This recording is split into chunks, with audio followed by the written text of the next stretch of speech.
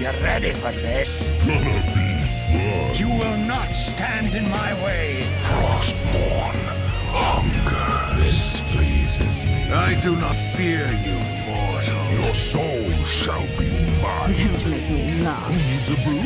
Oh, I do. Feel a shredding, baby. Let the battle begin.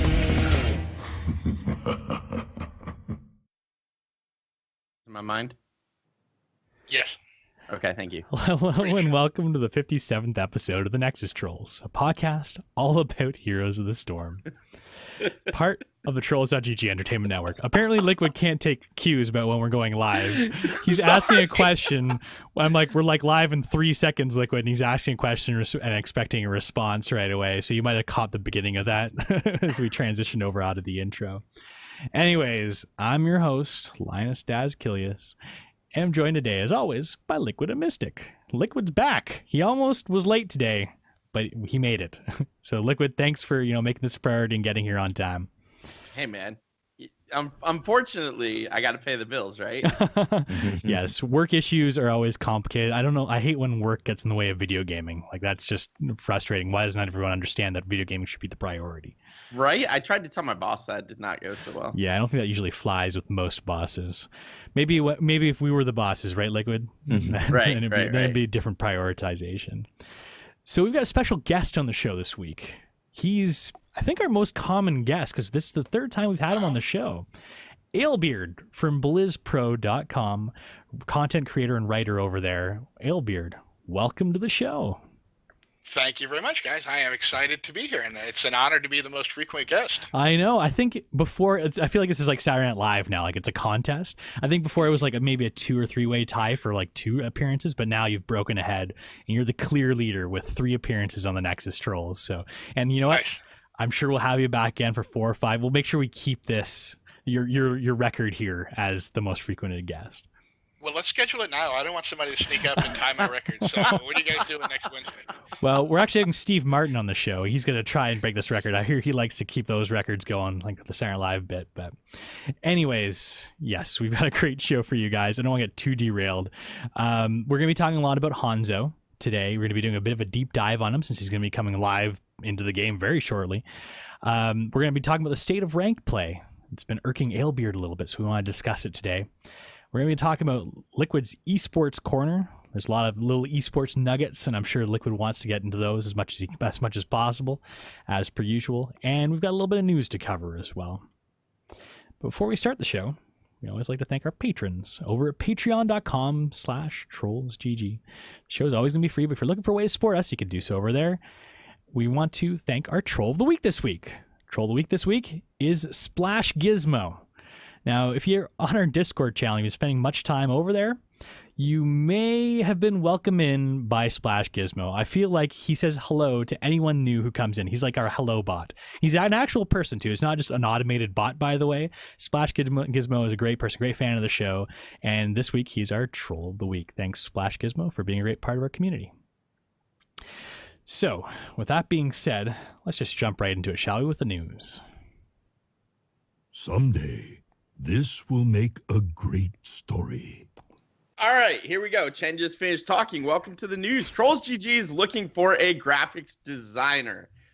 We got a lot of projects going on, some website stuff, some overlay stuff, some other stuff that I'm going to talk to in about 2 more news points. So we're definitely looking for someone to help us out on the graphics design front. If you're interested and if you like to do that stuff, hit me up on Twitter at LiQuidGG. DMs are always open for things like that. We're also hosting an emoji contest. We are affiliated. We need an emoji. We're looking for you guys to design one. Winner of the emoji, the design that gets picked, will get a $20 BattleNet gift card from us. So if you have any inkling about something you want to draw for an emoji for us, go ahead and do that. You can email that to which email are we using for that? I don't know, just the show one, the Nexus Trolls at TrollsGG is fine. There you go. They all come to us, right? So right, they all get here eventually. Email us, and we will go ahead and award the winner a $20 gift card. So yeah, and then third, and probably the biggest announcement in my opinion, we have a date for Creators of the Storm. Creators of the Storm, of course, being the tournament that we ran That was early this year or end of last year? It was in June, so summer. Thank you. Early this year. Summer, early, whatever. It's already 2018 in my head. All right, so we did this tournament. Got a whole bunch of podcasters together. We did an awesome tournament. You guys may remember that. Haloran cast it. It was fabulous. We are doing it again January 20th. Have confirmed Haloran casting the semifinals and finals. We're going to change it up a little bit, maybe do some other interesting stuff. And obviously, we're looking for a graphic designer to help with those things because we want it to be awesome.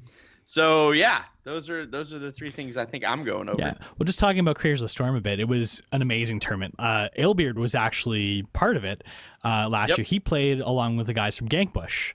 They had like their team together, and basically what we do is we take a whole bunch of different podcasts, a bunch of different shows, a bunch of different writers. We mash them up together and create these teams of community content creators, and they are pitted against each other in this tournament format. It's very lighthearted, very fun. We have like crazy rule sets and things. We had like I think Horde versus the Alliance. We had an all supports game that I remember we were involved in as a Trolls GG team, and there's like just there's a 2x speed game that we did. Yeah, that was fun. That Blizzard's put in some new stuff too into their sandbox mode that I'm interested in trying out, like disabling Fog of War. I want to try that as a game mode too this tournament. I think that'll be really interesting if you can see the enemies the whole game, like how that's going to change the dynamic. Alebeard, did you have a fun time last? I'm sure you must have had a great time during the Creators of the Storm tournament last go around, eh? I had a great time. It's always fun to play with those different kind of wacky rule sets. It makes things a lot more interesting. The only downside, of course, was that the Gankbush squad guys and I ended up falling to the BlizzPro podcast people, so that was kind of a mark of shame for me. But it was so much fun. I love, again, anytime you can get a little bit of wacky, that's all my style. You've got your opportunity for revenge this year too. Yes, we're coming for them. Yeah, and it's great. Like there was a whole bunch of podcasts that worked with us last time around. This year we've got even more that are going to be coming on the docket. We don't have any official announcements with those regards yet, but we will over time. We'll be releasing who's going to be involved in the tournament. So it's going to be a great one, and you should definitely check it out. The format's going to be a little bit different than last year, but it's going to be a great one. Great place to showcase the content creators for Heroes of the Storm. So, just moving along to actual like BattleNet news too, we had an undocumented PTR change for Heroes of the Storm. This is something that was pointed out, I believe, by McIntyre and retweeted by TBK's orders, where how I noticed it. So there was some discussion before, on the PTR and at BlizzCon that if you destroyed the gate and the tower next to it, it would automatically destroy the sidewall. Well, apparently that's no longer the case in the PTR. The sidewall will now stay there. There was some concern about the sidewall being destroyed automatically because it was a tactical thing that you could use as like an Illidan or Volid keep your stacks up. But now that people were a little bit worried that option was no longer be available, taking away a little bit of gameplay options for people. So I guess Blizzard listened and they put it there, unless it's a bug, who knows. But we're assuming that that's going to be moving along to the live game too. You guys happy about this? I was really surprised to see that change, mainly based on their comments during the Reddit Q&A last week. They really went in depth about all the reasons for that change. One thing that I never really thought about, we all think about the tactical things that you can do, like with Chen and Illidan leaping over the wall, but you never think about it from the other team's perspective and the fact that they can't do anything to neutralize that. They can't kill the wall. So once they brought that up, it kind of put a light bulb on for me why that change made so much sense. So to have them revert it really surprised me. Yeah, another interesting one that I always hated is playing as Abathur. If my team would never destroy the walls and you want to try and sit there and soak around a wall, there'd be the vision there that you'd be that, and like obviously as Abathur, the last thing you want is the team to have, the opponent team to have vision of you. And if you ever try and slap one of those walls down, it takes a long time. That's a lot of Abathur slaps to get rid of one of those side walls. So I was pretty excited about it. And I mean, I play a lot of Vala, so I was a little bit worried about keeping the stacks up was kind of a useful bit there. But still, I can see exactly what you're saying and what Blizzard was saying about like the opportunity for no counterplay, and that's always been something they've trying to keep in mind with any sort of game mechanics. I wonder if they would be going in a direction, maybe this is again like a bug that's a precursor to a change where they make the walls neutral after the towers are destroyed. That might be an interesting kind of middle ground where any team could use them then or destroy them. That would be interesting because I mean on your team, right, if it's one of your gates or sidewalls, you're losing sight, but you're also potentially making them lose the tactical advantage. So you have to make that interesting choice, which is obviously one of those ones that makes for interesting interactions too. Hey, if it's a wall on my team, why not just make the interaction between my team and my wall the same as the gate, where I can walk through it? If you had that, then the enemies could, do whatever they wanted with the wall, but I don't have to be trapped and be like, hey, there's a chromie like huge sand circle between like the gate and my towers, but I don't want to walk through that, so can I just walk through my small sidewall instead? But well, maybe Blizzard's listening, they'll consider that down the road too. I feel like in this game they shake things up so often, and they decide to change things, not only to like improve the gameplay, but just to keep things fresh too. So I wouldn't be surprised if, a year down the road, 2 years down the road, the maps look completely different. I mean, they're taking away our like little tower turrets on the side too now, even the standalone towers. So things, are going to be changing drastically. So making these other small changes too, might be something they just might, consider down the road. So LiQuiud. So Daz. You ready for your esports corner, sir? I am, sir. Hey, yo, how you doing?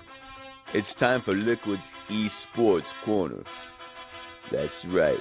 And you're gonna want to stick around for this. Take it away, LiQuiud. All right. So we're only going to go over 3 quick things in the esports corner today.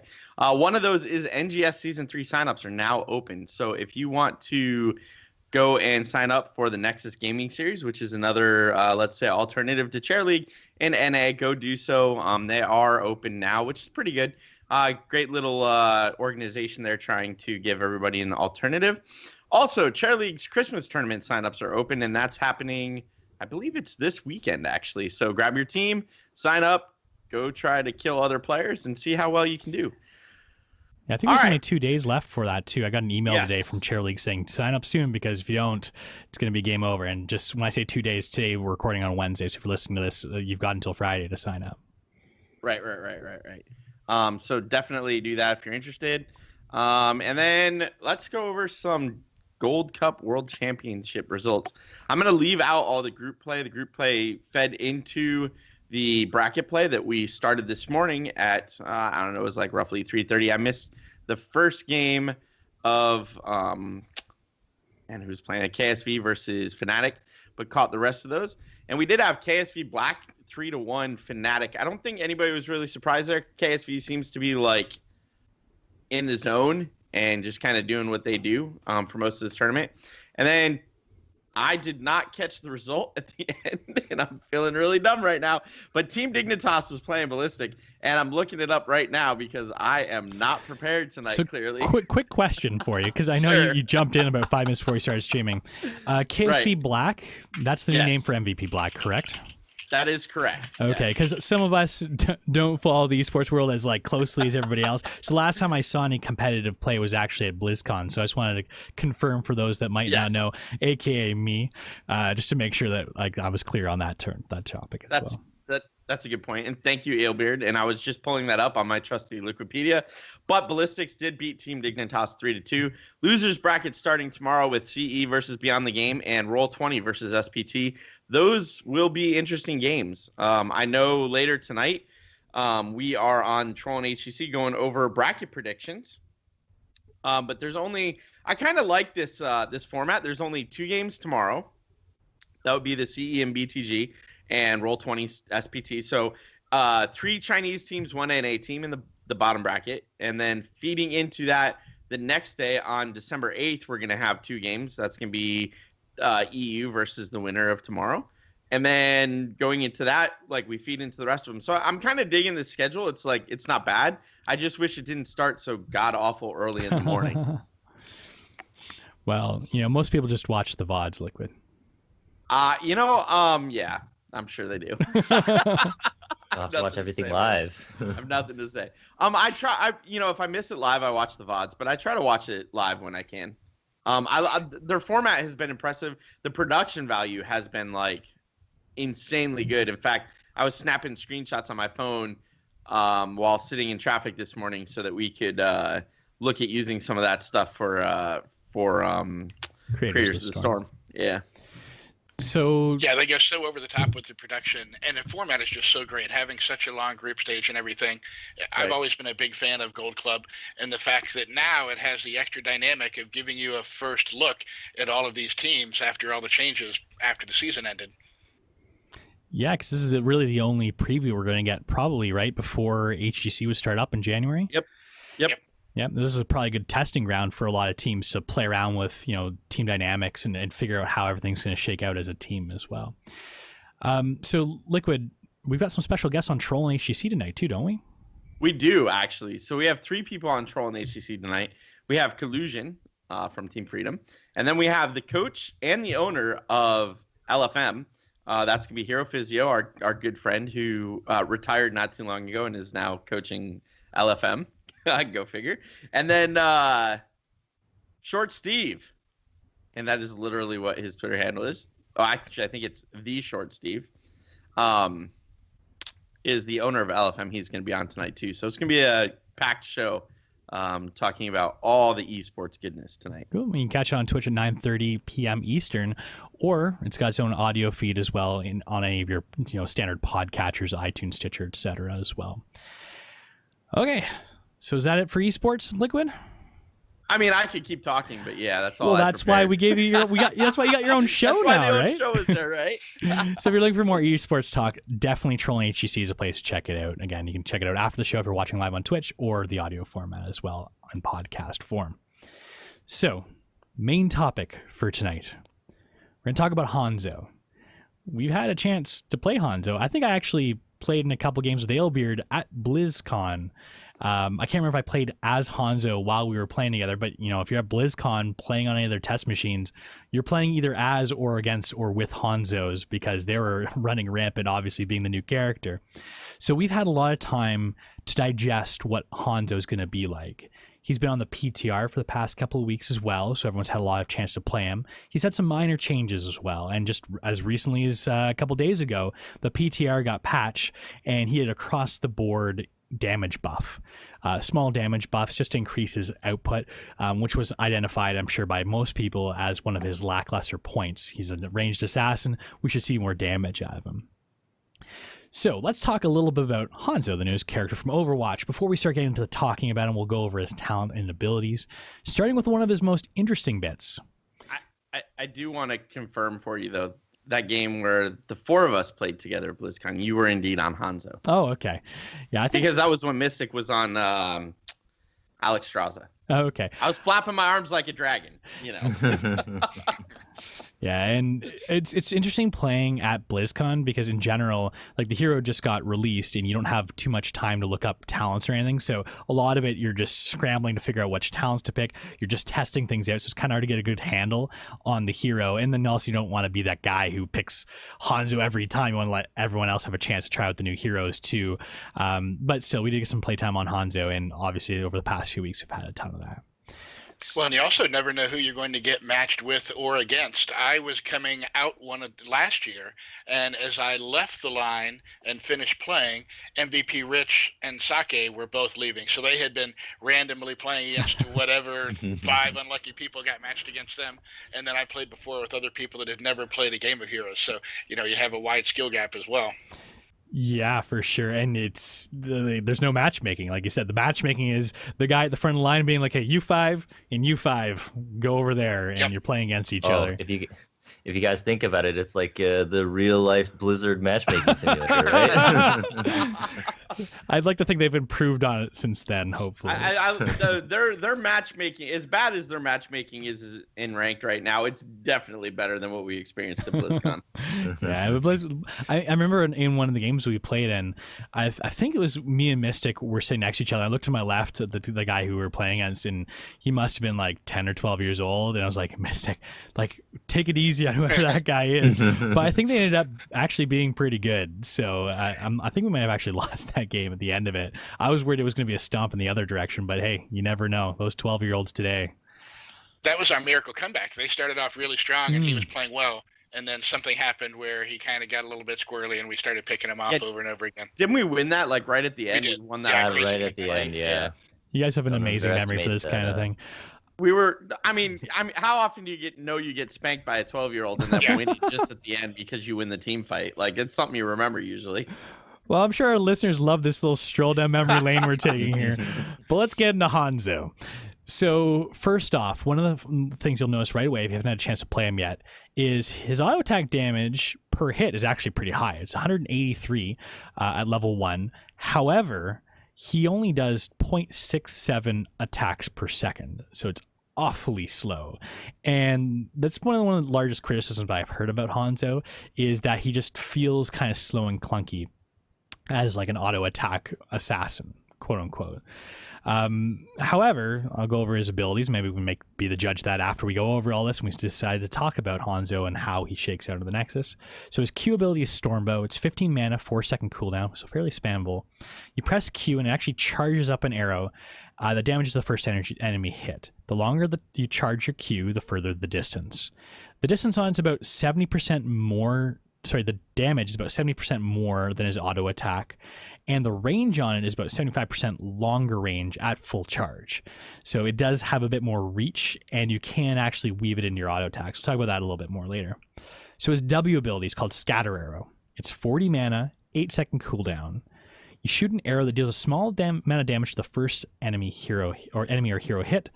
If it collides with terrain, and that includes like towers and forts, it doesn't actually do damage to them, it just bounces off of them and splits into 5 arrows. And those arrows also ricochet off of impassable terrain as well.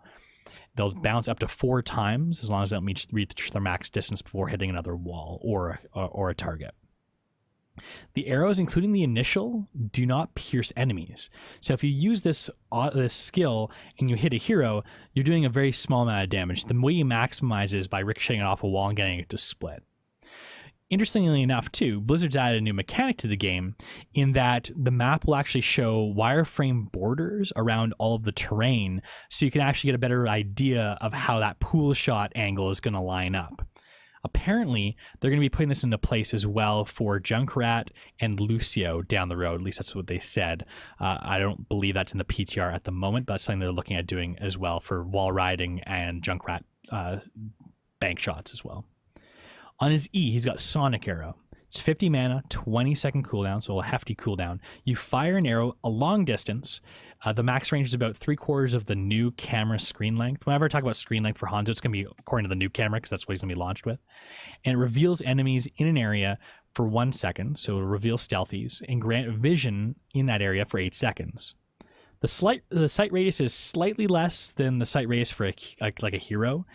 If the arrow hits a target, it'll actually stick to the target too and move around with them, so you can kind of like a mobile ward. The shot does not tether too, so this is kind of interesting. If you try and shoot at a spot that's outside of your range, Hanzo will actually walk to where it becomes in range and shoot to that exact spot. So it won't just shoot to the end of the range, which is called tethering, like some of their abilities. I believe like Tyrael's Eldruin either does that or used to do that. I remember there was a change with that recently about the tethering. Okay, so his trait is called Natural Agility, and this I feel is one of the other clunkier things about his kit. So on a 25-second cooldown, it's very similar to Genji's Jump, except it has to be over unpathable terrain or structures. The range is roughly 2/3 of your vision range, so it's not a really long distance you can jump. And in order to jump over something, you have to make sure that when you press the D button to activate this, Hanzo is actually within range of the complete jump. So you have to make sure that you're in a spot where you can jump over the terrain and you can target to the spot you want to land. Because wherever you're targeting with your D, when you click the D button, that's the spot you're going to jump to. If it's not within range or you click on the unpathable terrain with your D button, it won't do anything. So it takes a little bit of getting used to, and you really have to know what his range is like in order to get the maximum value or get anything out of it. So something just to be really careful about with his D. And I remember on the BlizzCon floor, it was really tough to get used to at first. I couldn't figure out exactly how to use his D, like where you had to target. So there's something to keep in mind. He's got 2 ultimates, Dragon Strike and Dragon's Arrow. Dragon Strike, 100 mana, 100-second cooldown, hefty cooldown on it. After 1.5 seconds, so it's got quite the long wind up, you summon 2 dragons that travel forward, dealing decent damage to characters in the path. The damage ticks every 1/4 of a second, and enemies in the center take extra damage, 150% damage. His second ultimate, Dragon's Arrow, is 90 mana, 70-second cooldown. You fire an arrow, and it's got unlimited range. If it hits a hero, it does a pretty small amount of damage and stuns the hero for 0.5 seconds in that blast radius. It actually makes a blast radius around whoever it hits. If it travels at least a third of a screen length, the damage actually doubles and becomes more significant, and the AoE stun becomes longer. It's 1.25 seconds. If it travels 2/3 of the screen length or more, the damage becomes really decent. The AoE stun becomes 2 seconds. Problem with this is it's hard to hit because it's not terribly fast. So you really have to, anticipate your target and make sure they're stun locked for a while. Okay, so that's his kit. We're going to talk about the talent tree in a second, but first let's talk about some first impressions of the character. So his auto attack. I did some number crunching for his auto attacks. Let's talk about that first. So I mentioned before it's 183 attack damage, 0.67 attacks per second, so a very slow auto attack that hits hard. That calculates out to a DPS of about 122. Just for reference, that's 22% less than Raynor, and 16% less than Greymane in human form, 6% less than Vala with 0 stacks. So it's not actually a ton of DPS, which is interesting for an auto attack assassin. Blocks get good value against Hanzo because of his low attack speed. And another interesting point is he's got one of the longest ranged auto attacks in the game at 7.5. Standard range is about 5.5, and Raynor's actually a little bit harder than that, 6.5. So Hanzo's got like a decent range too.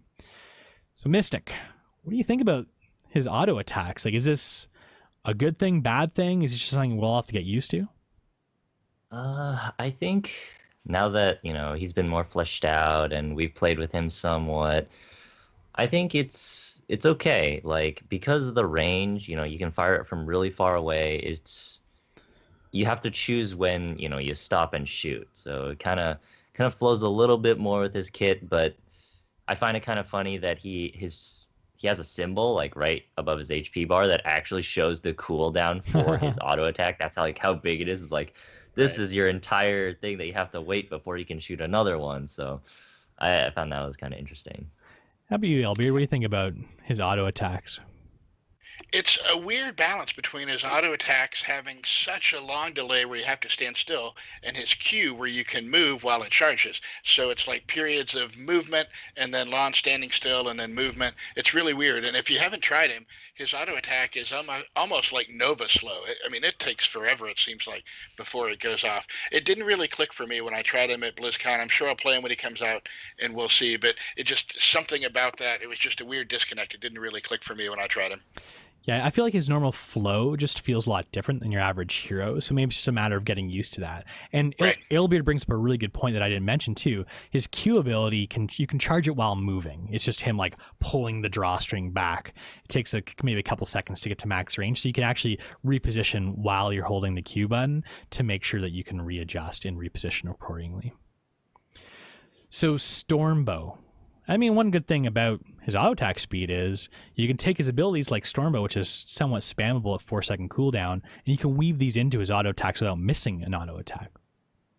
So Stormbow, his Q, it does about, like I mentioned before, 70% more damage than an auto attack, and his DPS is fairly low without it. So it's important to make sure you weave these within your auto attacks. And you can do it without missing a beat because, like I said before, you've got enough time even to charge it up a little bit to get to about your auto attack range to try and hit heroes. It's a skill shot. It's not the easiest thing to land. However, if you do your Q, you can space in 3 auto attacks, Q, 3 auto attacks, and you can kind of get that repeating rhythm down. You can actually get fairly decent DPS out of them. The number it comes out to be is 286. This is at level 1. That's 20% more than Vala at full stacks, and only like 6% or so less than Greymane in Worgen form when he's got Inner Beast active, which is a lot of DPS, as everyone knows. So he can actually do a lot of DPS if you can hit those skill shots and weave them in accordingly. But easier said than done. He's a pretty high skill cap hero, feels like.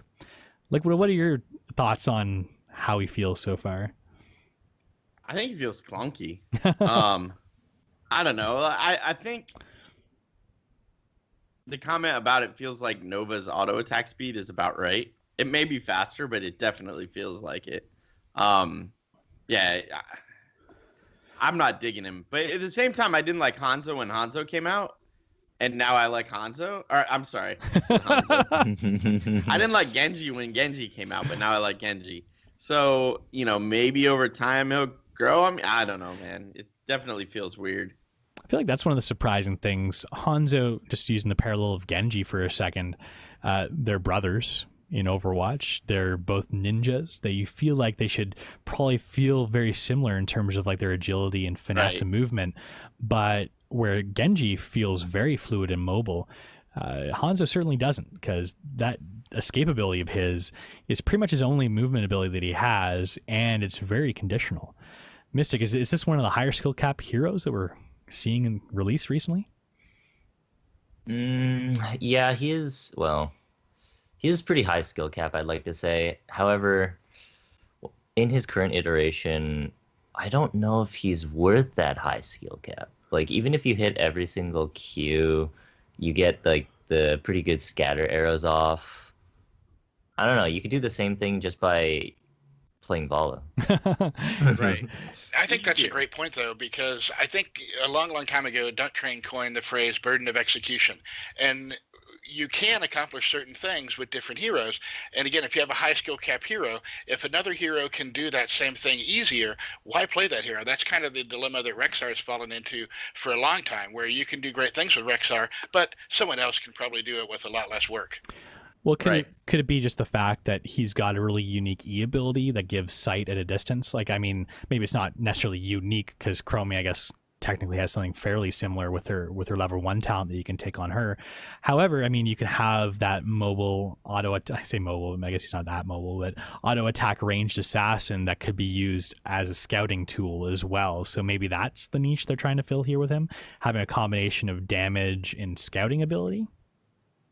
Now, I think there's a stigma attached to this, but are any of you Hanzo mains in Overwatch? Like, does that affect how you feel like he clicks in heroes? It could. Well, I haven't played Overwatch probably in a year. I tried to spool it up at BlizzCon because I was like, you know what, you see all these like new cinematics and everything, you're like, oh, I want to try and like play some Overwatch, but the download was so big and the hotel Wi-Fi was so bad, it just took too long. And I mean, I've been dying to get back into Overwatch, but I remember playing Overwatch, and Genji and Hanzo were not ones on my radar typically. I like the slower, clunkier ones because my reflexes aren't what they used to be 10 years ago. So trying to like, you know, hit those skill shots and such are a little bit more difficult in like a 3D space compared to something like Heroes. Yeah, I just didn't know if this kind of awkward playstyle that seems so out of place to us would be more normal for someone that's played him in Overwatch, because I haven't really played him in Overwatch either. Perhaps we'll have to correspond with some of our Overwatch fans to see what they think about that. So Scattershot's his final ability. Just a couple notes I had made about this too. If you are used to using Quick Cast, turn it off for Scattershot. Even just on release is fine, because it's one of those things that you really have to line up, and it's not necessarily intuitive where the skill shot's going to land. When you do use the targeting reticule, or whatever you want to call it, it will actually show you where the bounces and the scatters go, which is really important. So turn off Quick Cast. It makes your life so much easier. Just do cast and release, or just your standard cast. It is amazing, especially you can talent into it piercing later on in the game. And if you're in like those close quarters though, like Towers of Doom's amazing example of that, where you're in kind of like almost like a boxed area around one of the bell towers, you can shoot it one direction, it'll bounce back and forth, and when they're piercing and they get more like piercing rounds the more times they hit walls, you can actually get like streaking around like crazy and doing a decent amount of damage too.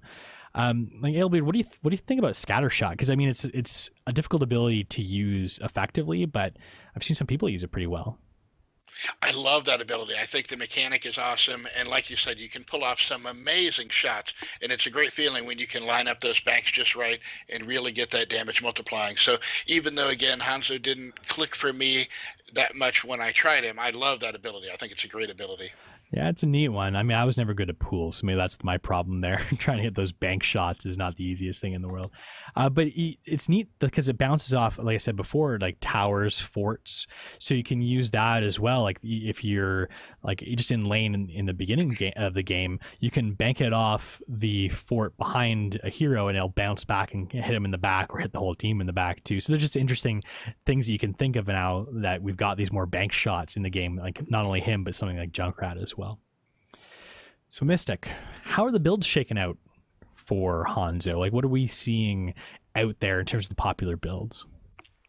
Well, Daz, we have 3 builds that are kind of that Hanzo can use. We have the auto attack build, which makes his attack speed faster, but not that much faster. And then, his auto attacks hit a little bit harder. We have the Stormbow build, where you can just spam that Q and it pierces through one target, and it does a lot of wave clear. And we have the Scatter Arrow build, where you can just throw that out constantly.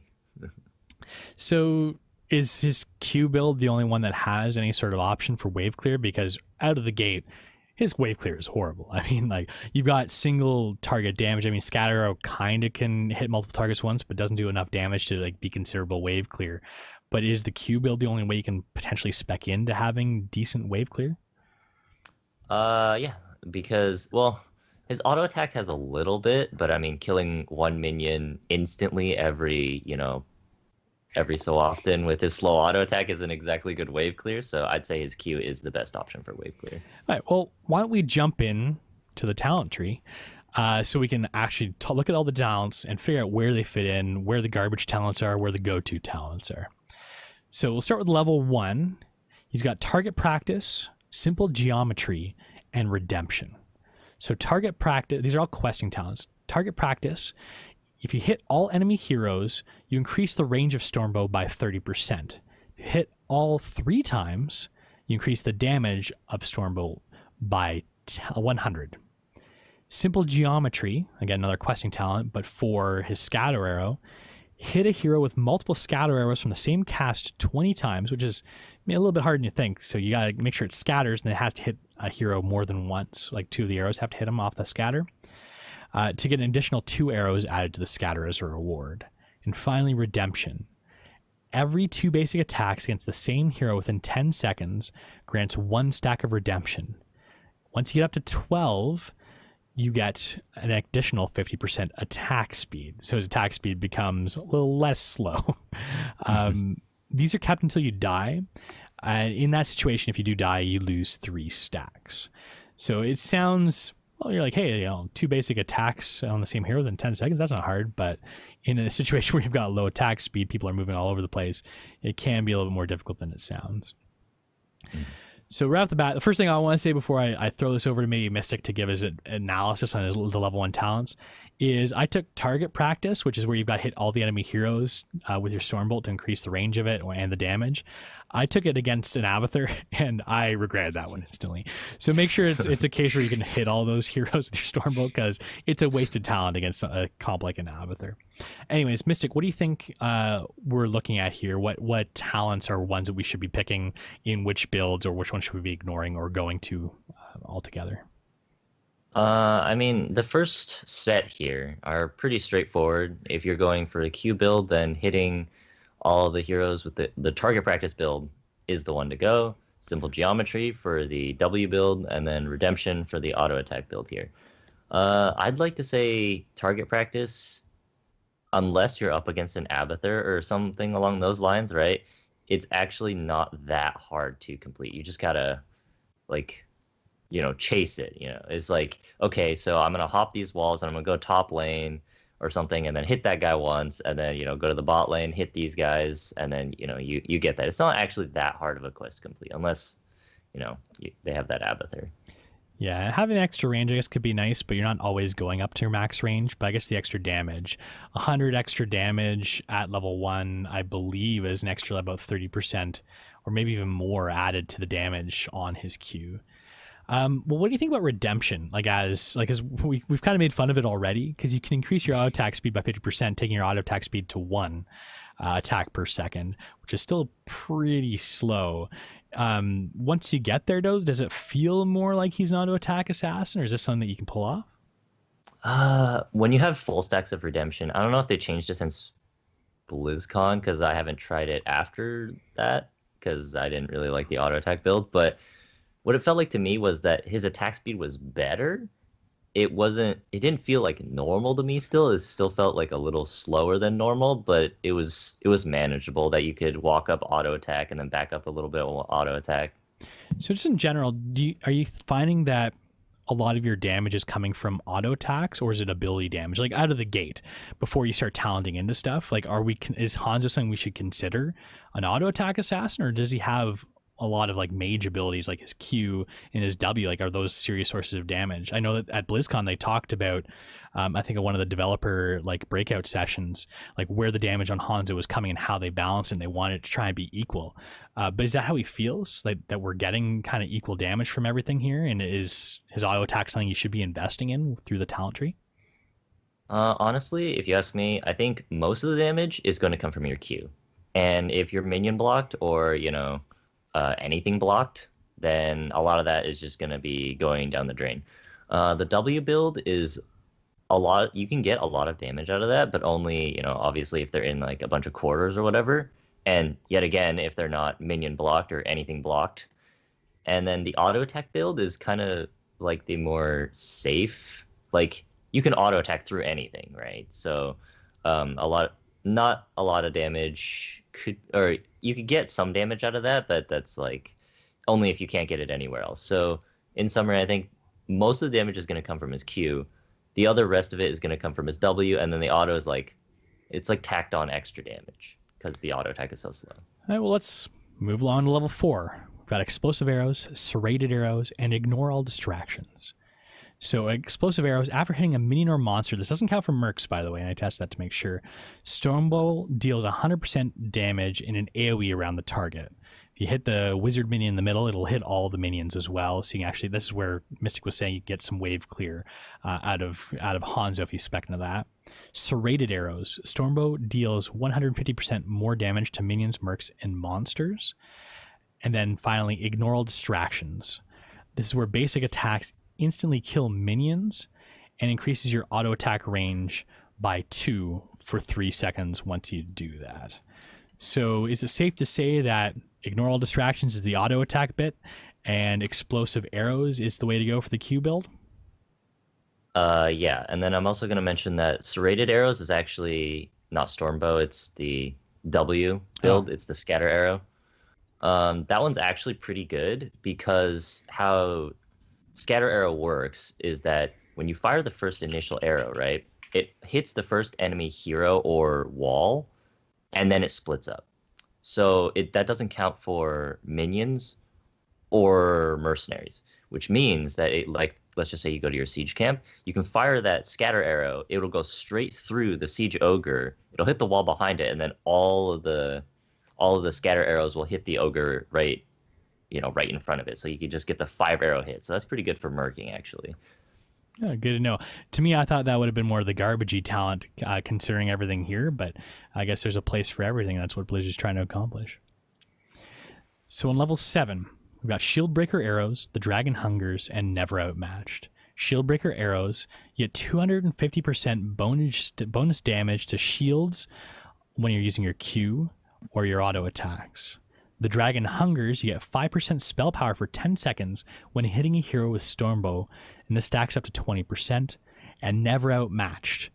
This reduces Scatter Arrow's mana cost by half, and basic attacks lower the cooldown of Scatter Arrow by 4 seconds. Now, Scatter Arrow's only got a cooldown of 8 seconds, so a couple auto attacks, you've suddenly got another Scatter Arrow up for grabs. So, what are you thinking on this level, Mystic? I think the best ones here are, if you're going Q build, the Dragon Hungers, because that actually stacks up quite a bit. And 10 seconds is a long time, considering since you have 4-second cooldown on your Q, which means that you have the room to miss one and then charge up another one and hit the next one to keep your stack. And then Never Outmatched is actually really strong as well, because Scatter Arrow, since it's kind of a low cooldown, but then you can auto attack and then get a the cooldown reduction. It makes it so you can just spam the scatter arrow. And Shieldbreaker arrow, it's kind of situational, but it's very strong in that situational bit. Like, if Tassadar shields a tracer and they hit him with a Q with the Shieldbreaker arrow, then the shield is like basically gone. Do you guys think we're going to be seeing more of these like Shieldbreaker style talents? I mean, we've got one with Varian. Now we've got one here as well. Like, is this going to be a trend, do you think, for counterplay? What do you think, LiQuiud? It wouldn't surprise me. It definitely wouldn't surprise me. It's a way to counter the all the armor in the game and the armor changes that they put in the game. So yeah, it wouldn't surprise me if we saw more than that. And you know what? I was finding when I was playing Hanzo, never outmatched the cooldown reduction on his W. Like I was taking that even in the other builds as well, just because I found it was really useful to have so many more Ws to be able to weave in to your kind of just regular rhythm of play. And it was really useful for interrupting shrines and objectives. And like I said, you have them up almost every couple seconds, basically. Right. So what about his ultimates? I mean, we've already kind of talked about them a little bit. But we've got his two ultimates are Dragon Strike and Dragon's Arrow. So Dragon Strike, one of the problems I found with it is it takes a long time to wind up, 1.5 seconds. It doesn't actually start the dragons for a fairly decent range from Hanzo, so they have to be kind of far away before they actually start doing damage. And it goes really slowly, and I feel like the damage isn't high enough. Is this an underperforming talent? Like, what do you think you've seen here, Alebeard? Do you think this is something that they need to buff? Do you like Dragon Strike as an ultimate? I do think it feels really slow, so I think it could benefit maybe from being a little bit faster. I think Mystic had an interesting idea off camera too. What was that, Mystic, you were talking to us about? Well, either the cooldown reduction on it so that you can cast it, just more often, or the fact that if you are hit by Dragon Strike, as long as you're in the Dragon Strike, you're slowed by 20%, because that makes it so you can get hit by a few more ticks. But Alebeard saying that it could be faster is also a really good idea. It either dealing the damage faster or the dragon moving faster. Just like in Overwatch, it's one of the most telegraphed abilities. He does this, really loud yell. I don't want to pretend to mimic it because I have no idea what he says in Japanese, but he yells it out. Everyone knows it's coming. You can see where Hanzo is. You got 1.5 seconds to get out of the way. And even if it starts going, and then you know where it is after the fact, all you have to do is move laterally. It's not like it chases you down or anything, right? So it gets really easy to get out of. LiQuiuD, do you see any use for this? I know you're a tank and you love your ETC mosh pits. Is this something that might be more of a wombo combo? I think the only way to really use it is the wombo combo, but I don't know. We'll have to see. He still feels too clunky to me. I think Val is a better choice in almost every case than him. So we'll have to see. We'll have a second ultimate here, Dragon's Arrow. This one, again, it's a little less of a cooldown, 70 seconds. It's got that global arrow. You can shoot right across the screen, increasing damage, increasing stun the further away it is. Mystic, is this, again, it's slow.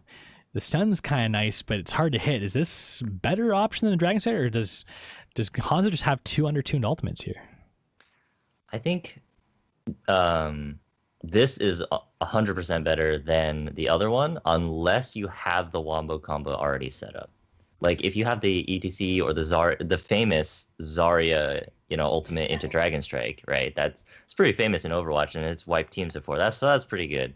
Unless you have that completely set up, Dragon's Arrow is almost 100% the way to go, because not only is it an AoE stun, it does okay damage, but it's on quite a low cooldown as well, 70 seconds. So how did you find yourself using Dragon Arrow? Because it's global, so you could throw it almost like a Tyrande like across the whole map. The only problem is you can't guarantee anyone's going to be there when it hits, and it's an ultimate, so you don't want to use it, I guess, frequently as an owl. Or were you using it more in like close quarters or medium or short range to get the utility out of the stun and maybe the extra damage in a team fight situation? See, that's the beauty of this ultimate. It's very, very versatile, and you don't have to even hit the target that you want to stun to actually, stun them, because the stun is AoE. So there's a lot of uses for this. You can go back to spawn, and then let's just say your top laner's laning, right?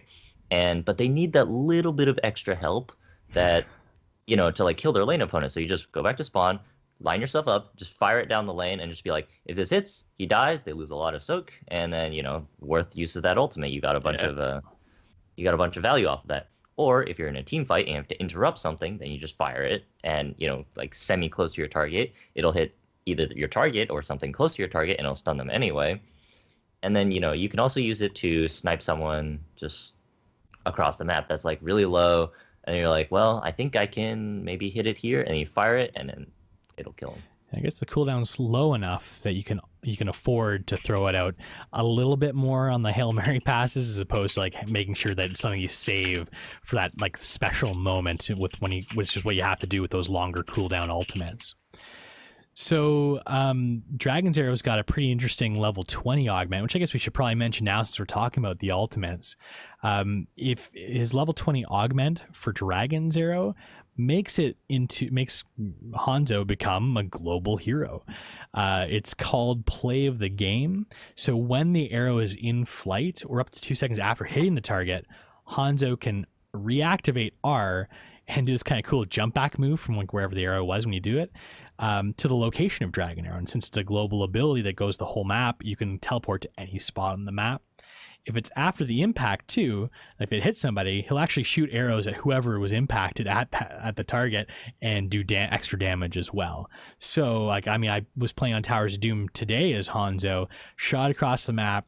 I don't even know if I hit the guy, but I pressed the R button. I got one bell tower on the south end, and then all of a sudden I was up at the north end, just almost like a flight from Falstad. It was a great global ability, and it does damage too. That I feel like makes his ultimate even that much better. You don't necessarily want to wait to level 20 to be able to use to bank on the fact of it's going to become a global, but still it's a nice little augment to have. Okay, so going on to level 13, we've got Fleet of Foot, Ninja Assassin, and Mounted Archery. Fleet of Foot. LiQuiud likes mounted archery, apparently. Did a little ninja move on screen. Ninja Assassin. Oh, Ninja Assassin. Well, you're a little delayed there. I thought it was mounted archery. I was like, I don't know why the ninja move for mounted archery works, but hey. If you want to pin mounted archery on someone, I like that. I do too. So let's talk about. I like the talent, but I mean, Ninja Assassin, just it's like called saying Ninja Assassin. Right? Yeah, I do. Yeah, I think I saw a B movie called Ninja Assassin. It was probably one of the best B movies I've ever seen. Just like a hack and slash ninja movie. Wait, was that the? I think I saw the same. Came movie. out about like 8 years ago, maybe. Yes. Yeah. Okay. So Fleet of Foot is the first one. Hitting heroes with Stormbow grants 10% movement speed for 6 seconds. This can stack 3 times up to 30%. Ninja Assassin. I probably just offended a whole bunch of people with that. Hitting heroes with Stormbow reduces the cooldown of natural agility by 10 seconds. It's normally on a 25-second cooldown. Hero takedowns reset the cooldown of natural agility. So a couple Stormbow hits, pretty much you got your natural agility back. This makes him a lot more mobile. Mounted Archery is a passive ability. Upon mounting, you gain an additional 30% movement speed for 5 seconds. And if you ever use natural agility, you instantly mount, making those escapes that much better.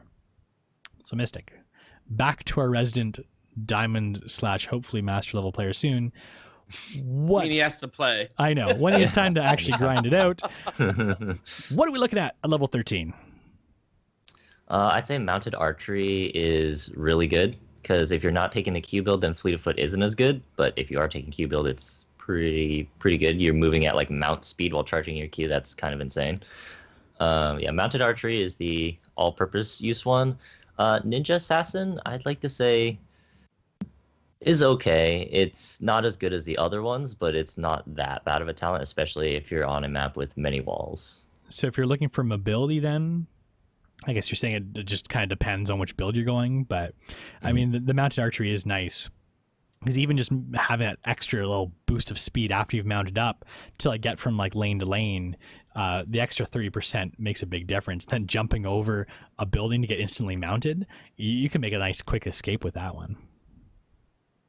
Alebeard, why do you like that one so much? Is there any specific reason that it kind of gelled with you? Just the flavor of it, like you were saying, leaping over something and instantly mounting up, that just feels cool. You know what I wish would happen? I wish the horse would appear like in the spot they were jumping to before you got there, so you'd actually like do like a jump onto the horse and then you'd like ride off. Old West style. Now you've got to have a cowboy skin when you use that talent. Yes. Well, see, there's a whole synergy here. You talked about play of the game. So you play the game across the map, you kill Abathur, you jump over the wall, you instantly mount up, and you still make the objective on time. It's like riding into the sunset. And again, the cowboy skin just makes so much sense there. So level 16, we've got Flawless Technique, Piercing Arrows, and Giant Slayer. These are all passives. So Stormbow, for Flawless Technique, Stormbow hitting heroes makes the next auto attack within 5 seconds increase the damage by 25%. And auto attacks grant 25% additional damage to the next Stormbow within 5 seconds. So it's kind of like a vice versa thing. So you actually get 25% more increased damage to your next Stormbow or auto attack, depending on which way you do it. Boy, that's a hard one to explain. Piercing arrows, Stormbow and Scatter Arrow can pierce one enemy. And every ricochet on Scatter Arrow grants an additional pierce. So you can get, up to, I think, 4 bounces on ricochets. So you can get up to 4 pierces on your piercing arrows. And then Giant Slayers, the final one in this talent tier, Scatter Arrow and auto attacks do an extra 1.25% of the maximum health in terms of bonus damage to enemies. So kind of like your giant killer there. The neat thing is that it does apply to Scatter Arrow as well. So Mystic, what are we looking at here, bud? Flawless Technique is actually, I'd like to say, not as good as it sounds, because most of the time you're spamming Q anyway, instead of so you're queuing and you're using the maximum distance if you're using the Q build, and either you can get in and get that auto off maybe for that extra damage, or you're repositioning for your next Q because it's coming up so fast. So I find Flawless Technique, it's an okay talent if you can get it in there. Piercing Arrows is actually really good, because if the enemies are just clustered up in a corridor, then this will hit everybody really hard.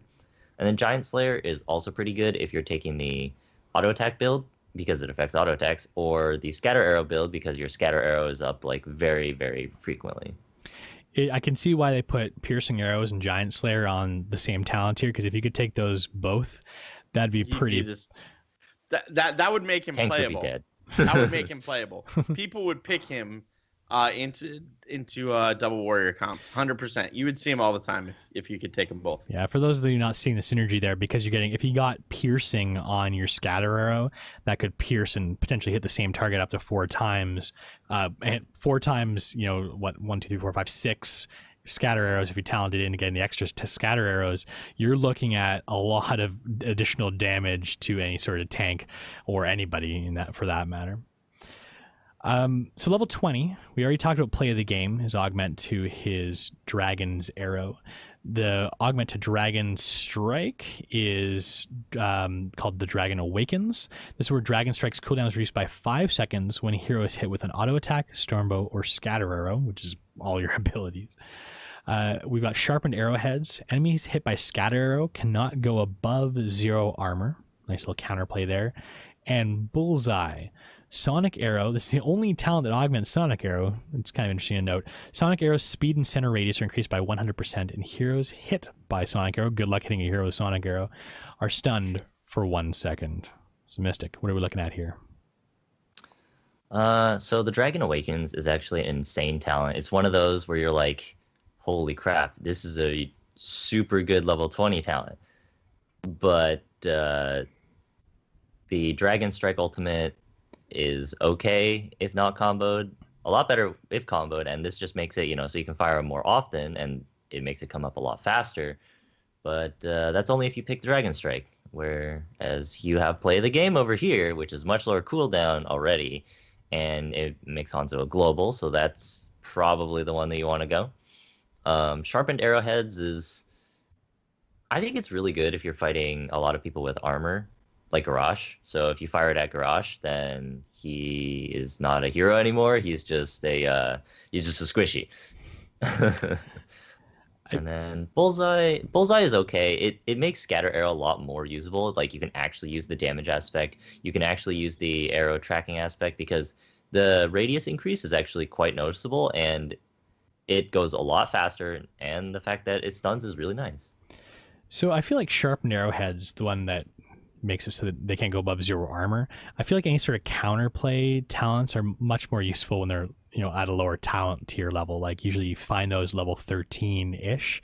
So seeing that level 20, I feel like it makes it almost a little bit lackluster, a little bit tough, because you can't necessarily bank on getting to level 20 at all, let alone, picking a hero because of that.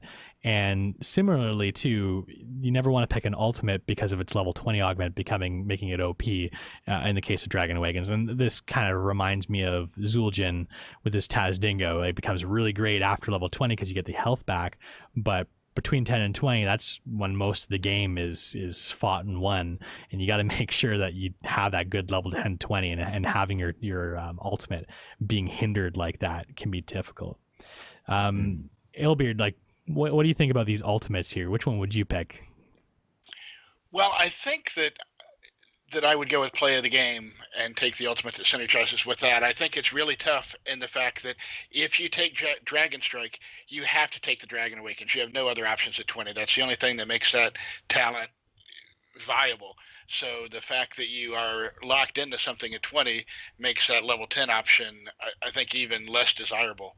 So I like play of the game, but I also like the situational ability of sharpened arrows, where you do have that option to chunk some people and get that armor down. Oh, hell, that's a Garrosh melter right there, right? Yeah, and he's everywhere, or banned. Yeah, he's nowhere, right? That's the problem with Garrosh. Like, he's always banned first, and if you got first pick, you're like, oh, I want to play Garrosh, then the other team's going to ban him, and you're pretty much screwed if you want to see Garrosh in a game these days. All right, so that's basically our analysis of Hanzo. Maybe we'll take a little bit of a look at him again in a few weeks once he's actually been live for a bit, but I think we've got pretty good insights as to like how he's going to shake out. But before we move on to the next bit, what do you guys think in terms of how he's going to hit in terms of impact? Is he going to be overtuned, undertuned, just right? I mean, he did have those, just like they dialed up the damage just a little bit recently. Maybe we'll start with LiQuid. Do you think he's going to be overtuned, undertuned, or just right? He's undertuned right now. Well, let me rephrase that. He's undertuned for competitive. If they don't care about whether or not he's like first pick material, then he probably stays the way he is. But I feel like he's got to pump those numbers up. How about you, Mystic? I agree with LiQuid. I think he's undertuned right now, just because why pick him when you can pick all the other heroes that do like basically the same thing, have a better escape, or like do the same thing that he does, just better. Right. So Alebeard does... I mean, I want to throw. I'm gonna borrow the Vala thing because I think I don't remember which of you guys said it, but like Vala is a perfect example of this. Why would I ever pick Hanzo over Vala? I mean, I'm just not seeing a reason. I can play Vala more safely than I can play Hanzo, and do more damage, and it's easier to do. Like, why would I ever do it? Multi-shot is basically just AoE, scatter arrow, except it always hits, right? Right. So Alebeard, you echoing the sentiment as well? I do. I think he's going to debut really low because he has such a high skill cap and he's undertuned. That's going to be a real tough combination coming out of the gate. So I guess one actual final question.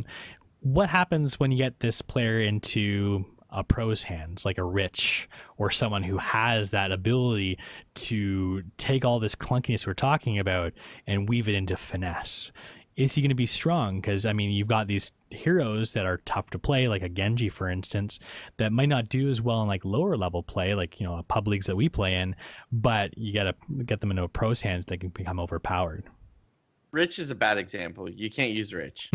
Rich can take any hero and do magic things with him. Like, if Bacon's watching right now, he's so happy, but you can't pick Rich. If you got to use like McIntyre or like just any solid player, period. Ouch, shots fired at McIntyre too. Hope he's not watching. No, I mean, like, I'm sorry. There's only one Rich in the world, right? We can all agree there's a reason that he ended up winning whatever it was, Blizzard's award for like best player or whatever it was. Like, it's Rich, okay?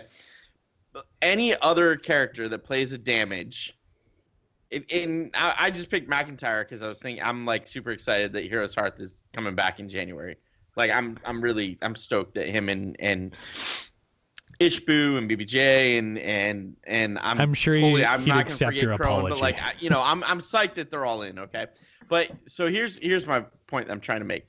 If you ignore Rich because he does crazy stuff with crazy heroes that you would never put together, there's just not enough with Hanzo in his current state to do something cool with him unless you're a Rich, or unless you have some crazy plan that like this comp with Hanzo does something crazy like a 4-minute Warhead Junction, right? Like if for some reason, if you draft this perfect comp, it just happens to work out so that it's like you can push down a lane so fast, it's insane. Like, but I just don't see it. But I guess that's my point. Like somebody somewhere might see how that fits into this weird, bizarre comp. That's like, if you look at it, you're like, yeah, that's a cheese strat. That's where you might see something crazy happen with him. But where he sits right now, no.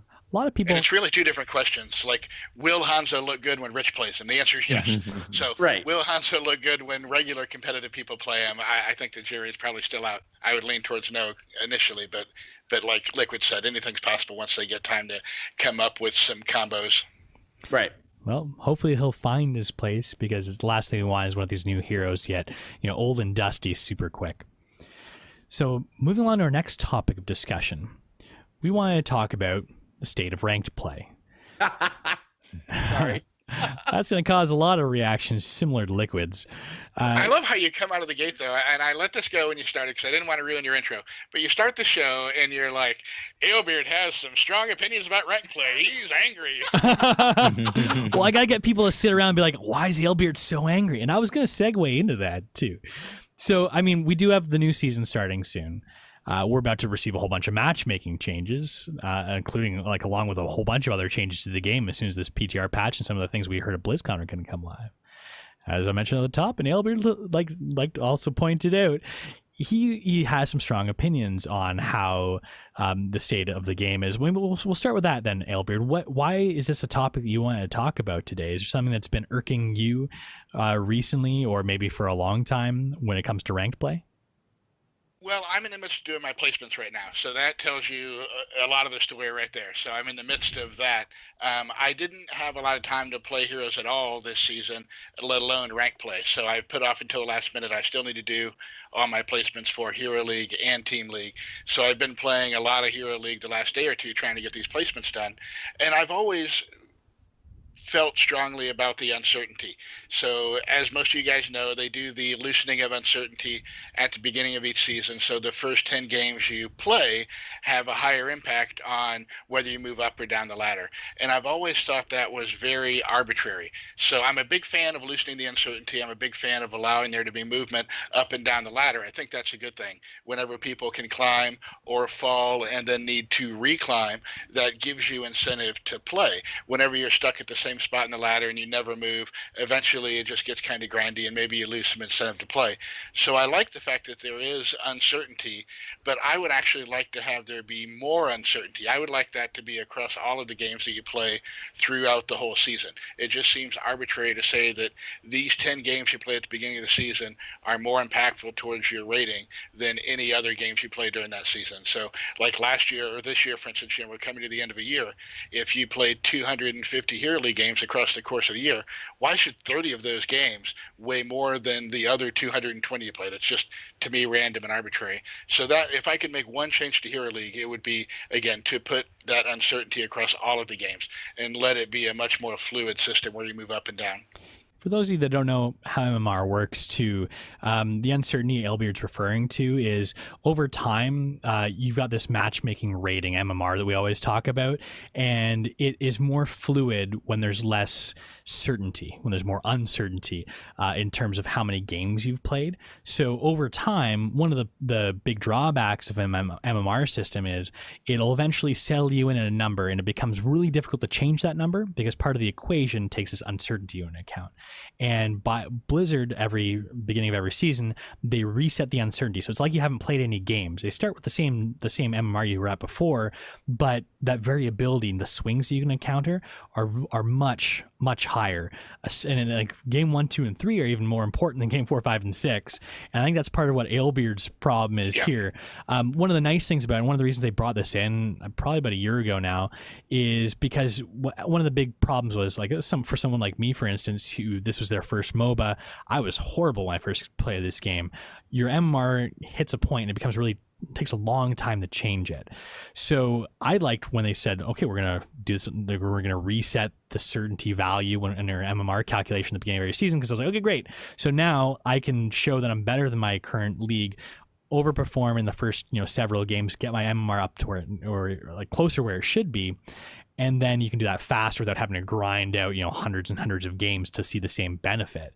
But it can also have the reverse effect, and there's a lot of like luck that can be involved with it. If those first 3 games of your Hero League placements, you get a lever, you just have a bad game, or you get matched with bad people, that can tank your rating, and then it's really hard to dig out. It's even harder to dig out of that hole that you're trying to dig out of in the first place, because of that little bit of uncertainty just with like, your matchmaking and everything at the beginning. So Alebeard, I got a question for you then. So we got new matchmaking coming in. They showed us fancy graphs at BlizzCon saying, hey, you know what? You're going to be able to climb to where you should be, or fall to where you should be, a lot faster because of this new performance-based matchmaking system that's coming into place here. Is that going to counterbalance this uncertainty, do you think? Like, are we just going to eventually get to a place where we can get to our proper MMR quicker, or do you think this is still going to be a problem? I'm hopeful. I'm cautiously optimistic. I think the idea sounds good. I am a little bit concerned about the fact that some of what it's based on is similar to what the commendation system is based on.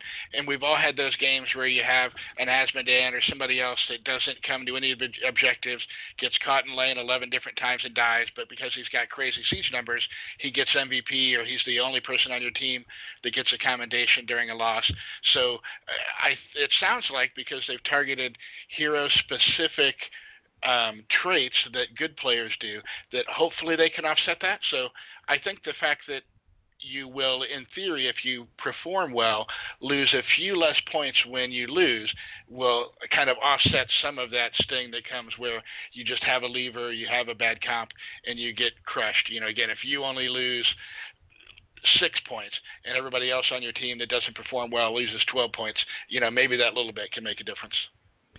LiQuiuD and Mystic, what do you guys think about uncertainty? Like, we've had a long time to digest this over the course of many seasons now.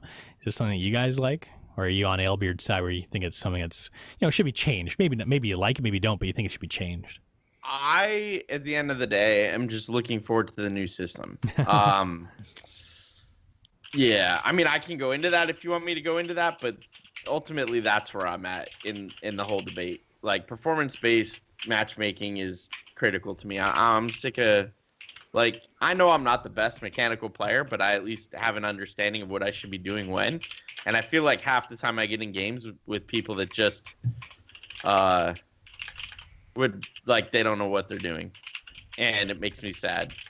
And then you lose, right? Like, seriously, how do you post 20, wipe the other team, and decide to take all the camps?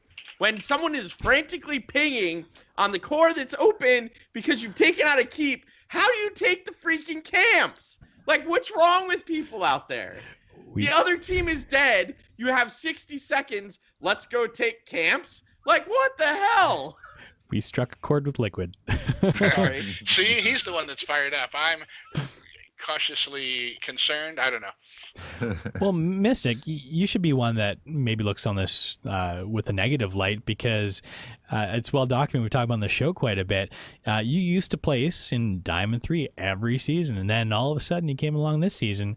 You did your placement games. I'm not sure how those went, but you ended up placing in Platinum, which is a surprise to most of us, probably because of this uncertainty value that has been tweaked over the past several months, over the past year and everything.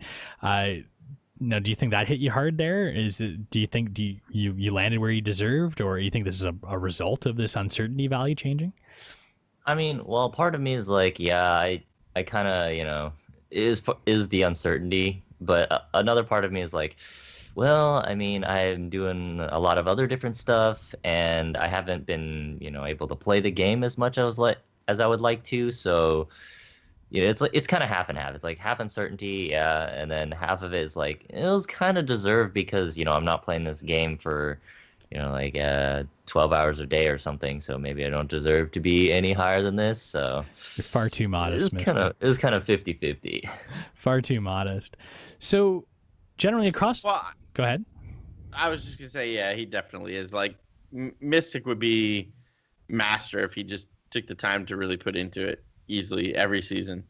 LiQuiuD, it's like I paid you to do that segue, because the next thing I want to talk about is the amount that we're all playing Hero League.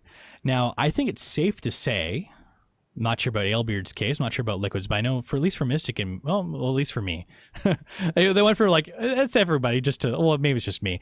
But about a year ago when we started the show, Hero League was the mode that I played the most. I was always playing Hero League, always trying to get my rank up, trying to grind up games. But somewhere over the course of the last year, I've been disillusioned and dissatisfied with the way that ranked play has gone. I filtered over to play more Team League as opposed to solo queue ranked. I play more, and if I'm just playing casually instead of like wanting to jump into Hero League, I'll jump into either quick match or unranked. Now, are you guys feeling like this too? Because I know Mystic's not been playing a lot. I know LiQuiud, you're not playing a ton of Hero League. Alebeard, you obviously set off the top too. You're not playing too much Hero League. There's got to be a reason for this. It's probably not all matchmaking. Do you guys see any other reasons for the reason that we're straying away from rank? Because I feel like it's not just us. I feel like it's a lot of people in general. Mine is matchmaking, straight up matchmaking. I don't enjoy playing the game in the situation that I was in that I ranted about 30 seconds ago. It's not fun to me. So after the announcements at BlizzCon, I'm looking forward to it. I'm looking forward to voice chat, even though if you ignore the possible issues with voice chat, I'm looking forward to having that. But more importantly, I'm looking forward to performance-based MMR.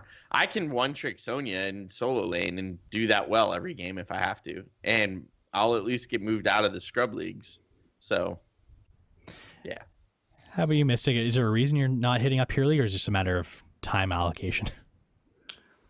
I mean, it's also it is mostly a matter of time allocation, but I think a big reason why a lot of people are put off by Hero League is, one, there's not that much incentive to do so, and two, I think a big part of it was people took away duo queue, because when you play a game, right, or when you do something, unless you're like intrinsically motivated to just do it yourself, you're like, all right, I'm either doing this so I can show off to my friends and then I'm master or something, or you're going in to play with your buddy or something, like with duo queue. And when that was taken away, a lot of people were complaining about that at the higher ranks, that it was being abused or whatever. Well, when that was taken away, a lot of people were like, well, I can't play with my friends anymore, so they don't play Hero League anymore. And then along with the other factors between maybe either time or no incentive, then a lot of people got out of that. How about you, Alebeard? Why are you doing your placements now at the end of the season? A lot of it has to do with, just for starters, I haven't had as much time to play heroes in general. And then combined with the uncertainty factor, if I only play like one day a week, it was real tough for me to justify, okay, I haven't played in a week. Do I really want to log in today and play my 10 most important games of the season when I'm super rusty? So kind of the fact that I haven't had as much time to play, combined with the fact that I really haven't wanted to play Hero League when I don't feel like I'm playing my A or even my B game. So that's part of it. I think a lot of the concerns that people have with Hero League, and I just speak mostly from my own experience, is in theory, I really want to play more Hero League than I do. I like the concept. I like the idea of grinding a ladder type thing, achieving a rank and trying to improve on that. But there are just certain flaws in the system, whether it's the matchmaking, whether it's the fact that long-term players are still carrying games from alpha, different things like that, where there's no rank decay, there's no MMR decay, there's no different things like that. I think over time, those things have all started to kind of gather up, and there may be 6 different reasons for people not to play Hero League, but across the board, that's a lot of reasons. A lot of people not playing Hero League for different reasons, but the end result is the same. People aren't playing Hero League. I like that everyone came up with different ideas for why they don't like to play Hero League, and I was pretty interested to see that no one picked my main reason as well for not playing Hero League, and that's the general toxicity. That you seem to get less in unranked and quick match because people just generally don't care as much.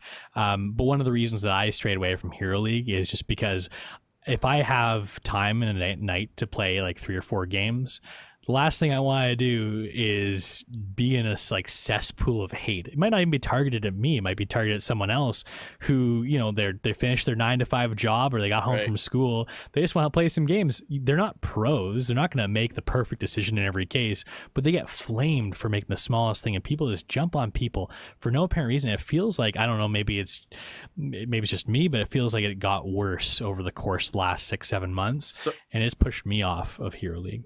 So I'm just going to say, I didn't flame anybody that game, but for the love of God, people, when you wipe somebody, a team post 20, take the core. Yeah, it can be frustrating when people don't make the decisions you want them to make, especially in a ranked environment. Well, that's one of the most frustrating things is, and there's no real way to combat it, right? How do you help people learn these different things? But the one thing that is more frustrating to me than probably anything else is how many people don't realize the opportunity to win. Yeah. And they don't realize when you make a commitment decision too. Like once you start pushing that core, at a certain point, you need to die for that core. There is no retreating. Their enemies respawning. You're either all in on the core or you're retreating before that. But once you reach a certain point, at that point, you can't peel off and get out. You either need to finish the core off or you wipe on it and you lose either way. This reminds me of our resident Trolls GG psychologist that we had in as a guest on, maybe it was our last show or the show before that, where we talked about the team dynamic and decision making and like how you might have one decision being the majority decision and the one being the minority, which in either or could be the correct one. In a lot of cases, there are multiple correct decisions too, and like how to make those decisions, whether or not to go with the group or do the correct thing and try and coerce people into doing the correct thing. So it's always an interesting discussion on its own there too.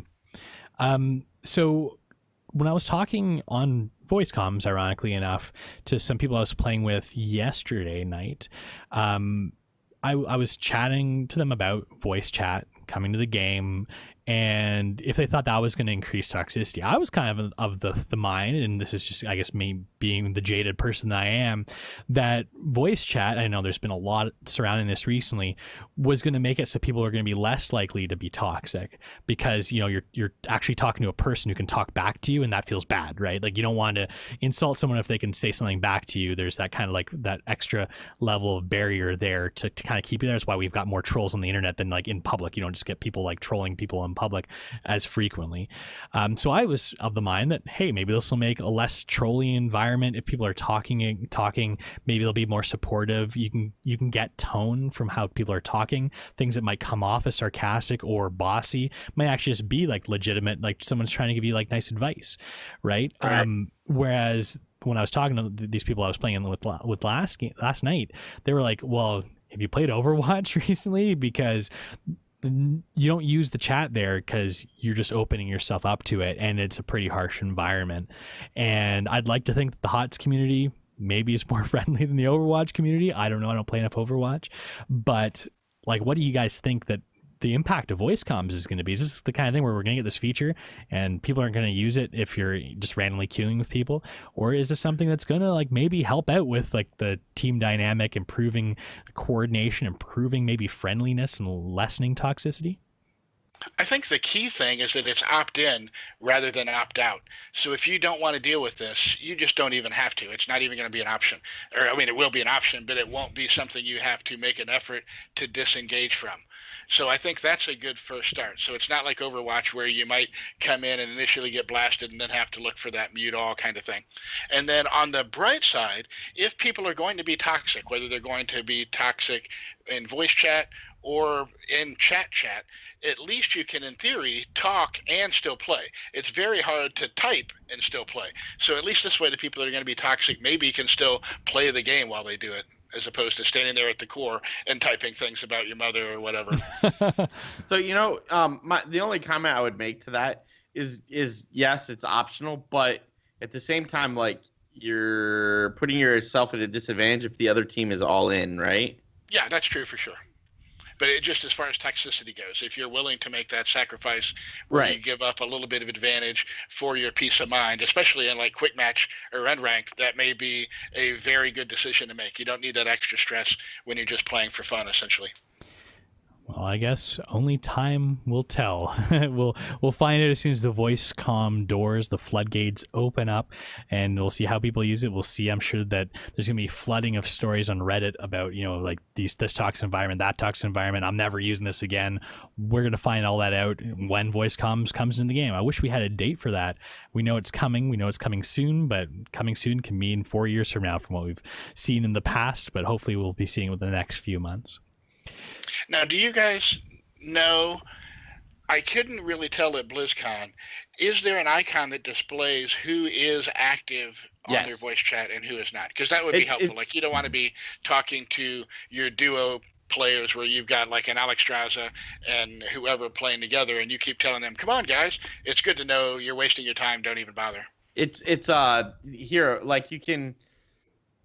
There's a bit of an overlay. You can see them when they chat, but I'm not sure if it'll show it to you like you're saying in the party window to see who's actually on voice chat and not on voice chat. Something like it seemed like up in the top they had the microphones that, like you were saying, were active when people were talking. But if it had like a little mark out or something, if that person had it disabled, that would be a nice little quality of life feature.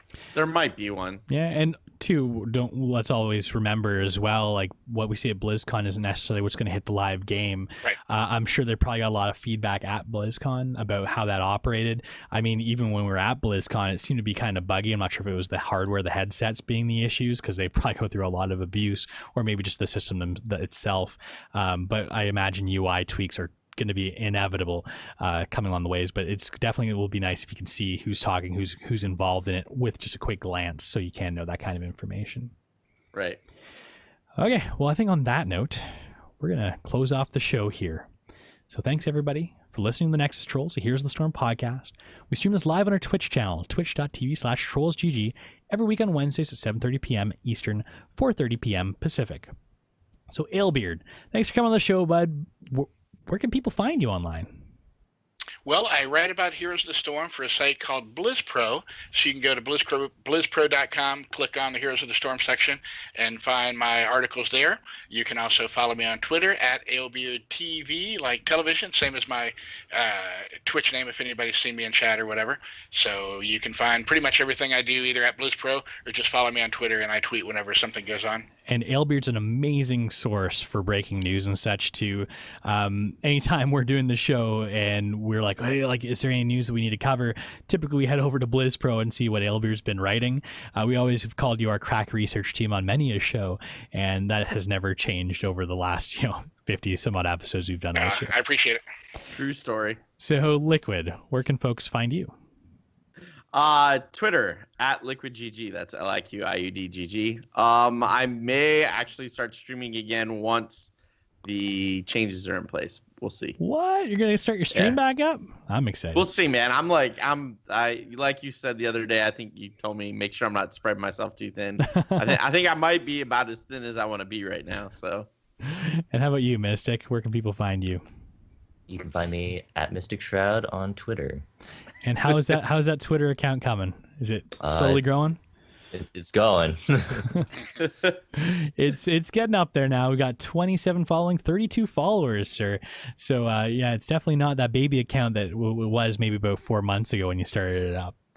And you can find me at DazHots on Twitter. And thanks to all our patron supporters over at patreon.com/trollsgg. If you like the show and you're looking for a way to support us, we'd love to have your support, and that's where you can do it.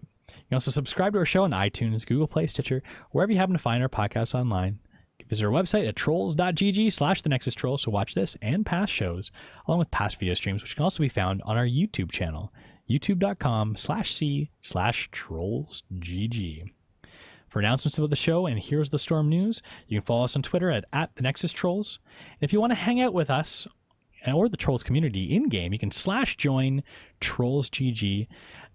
Or you can join our Discord channel, which has got a ton of chatter these days. Great conversations going on there at trolls.gg/Discord. All the information for getting into our Discord channel is there. And finally, if you need to get in touch with us, the best way is by email at TheNexusTrolls@trollsgg. Everybody, thanks for watching. Have a great week.